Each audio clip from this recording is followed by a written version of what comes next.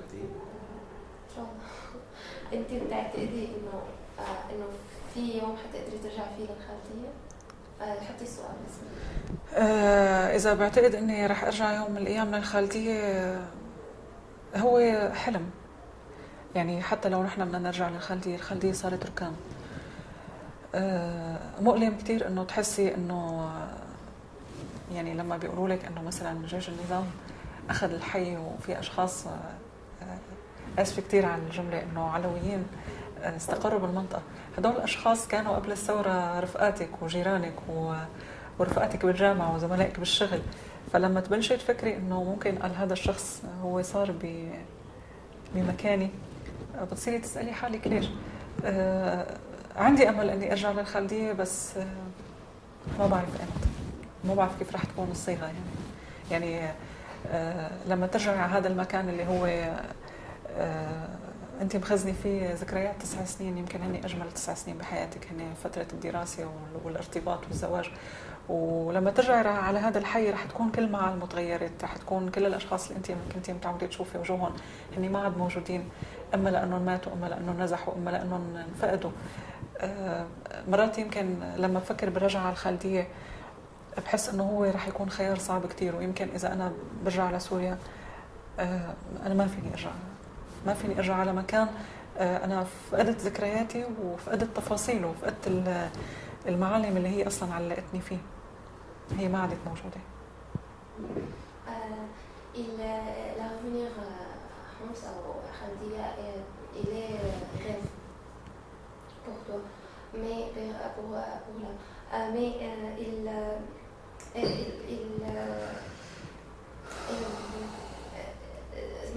Sami a 100 000 ans, il y a des habitants maintenant de autres quartiers alaouistes dans l'armée. Donc c'est très difficile qu'ils voient votre maison. Il y a d'autres gens. Il n'y a pas des habitements. Il n'y a pas la ville est changée complètement. Donc il est très difficile. Donc maintenant il ne peut pas revenir à la Khaldia. N'est pas pour la situation politique ou de militaire, aussi pour son sentiment. Il n'y a pas voir la vie comme ça. Détruire, il n'y a pas des souvenirs. Ça souvenir, il n'y a pas. Philippe? Pour nous Européens, c'est très difficile à comprendre que tu laisses ta ville avec une vue comme ça sur ton propre ville. Est-ce qu'elle peut vraiment décrire comment...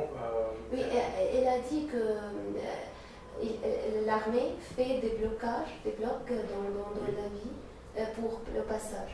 Donc, il a passagé le bloc, il ne peut pas pleurer.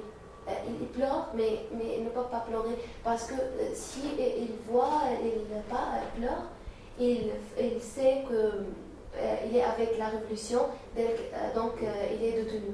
Ok, mais maintenant, comment Non, maintenant, bombardé, il n'y a pas de vie. Il n'y a pas de... Non. Mais pour nous, c'est vraiment difficile à comprendre. Comment, qu'est-ce que ça fait avec l'être humain? Comment how the emotions, how do you compete with the emotions you have? Dans la communauté après la révolution. Personnellement, vraiment personnellement, comment elle sentit cette émotion de regarder, de ne pas pouvoir regarder son propre propriété. Oui.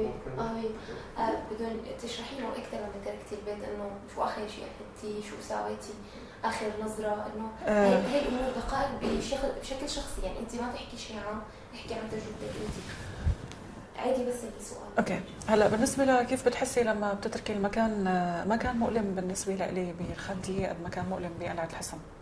لانه انا لما تركت الخالديه عمليا هو كان بيت اجره، والخالديه هي مانا مسقط راسي، مانا المكان اللي انا خلقت وتربيت فيه. بس كان قاسي كتير لما رجعنا على قلعة الحصن اللي هو هنيك بيت أهلي، ورجعت أنا نقلت كل أغراض بيتي وأخذت بيت جديد.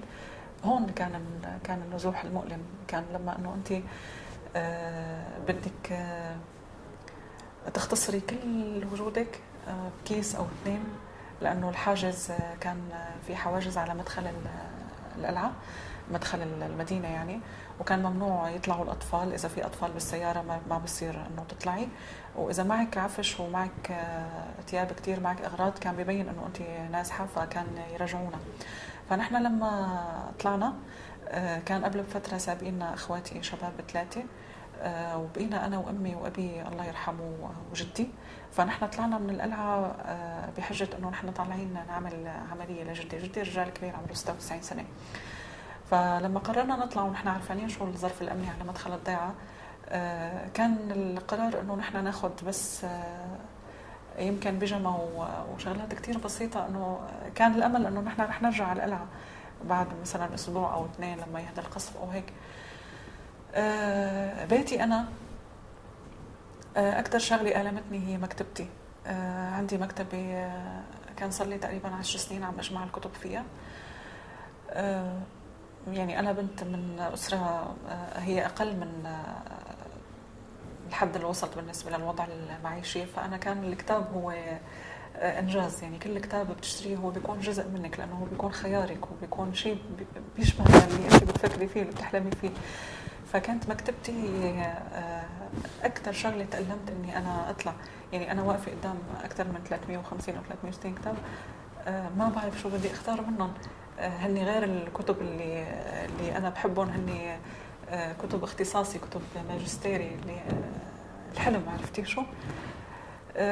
غير هيك إنه أنت بتصيري تطلعي على التفاصيل اللي أنت جمعتيها على ممكن هي لما الآخر بفكر فيها بحس إنه هي بسيطة كتير، بس أنت لما تشوفي إنه هاي الشرشف اللي أنت اخترتيه لأنه أنت بتحبي هذا اللون، أو هاي أي تفصيل، الصحن، كوباية الشاي، هو بلحظة ما لما أنت بتصيري بدك تغادري، هو كل جزء منه بيصير ذات بحد ذاته، وبيصير مؤلم كتير إنه بتتركيها. اللي كان مؤلم أكتر كمان هو بيت أهلي، لأنه أنا 9 سنين إقامة بحمص، كان كل خميس أطلع على بيت أهلي. يعني هذا البيت اللي فيه الجردينيا والياسمين والفل والعرايش، وفيه ريحة أهلك، وفيه طفولتك، وفيه كل شيء. كان مؤلم كتير إنه أنا طلعت منه مع أهلي. قضينا 3 ليالي قبل ما نترك القلعة، كنا ننام ببيت أختي لأنه هو يعني ما بيجي قصف مثل حارة أهلي. فليلة اللي قررنا نسافر كانت أمي عمرها 56 سنة، كانت كل شوي تطالع حجة مشان ترجع على البيت لحتى ترجع تشوف البيت، لأنه هي ما كان بدها تنزح. فآخر مرة رجعنا على البيت، يعني هو بين بيت أختي وبيتنا في 5 دقايق مشي تقريبا. كنا كل مرة نلاقي حجة مشان نقول له لبابا إنه نحن بدنا نطلع على البيت ونجيب الغرض الفلاني، وهو ما يكون مهم يعني. بيت أهلي فيه فسحة سماوية كبيرة، وفيه ديواني خشب بأرض الديار، وكان الدنيا أول أيار يعني ربيع، وكانت أمي مغيرة قصايص الفل ومفرقتهم وهيك. يعني أمي بتحب الزراعة كتير. ما عاد في شيء تتحجج فيه، يعني ما عاد في شيء ما في شيء يتخبى يعني. فقعدت على الديواني اللي بأرض الديار، وصارت تطلع بالحيطان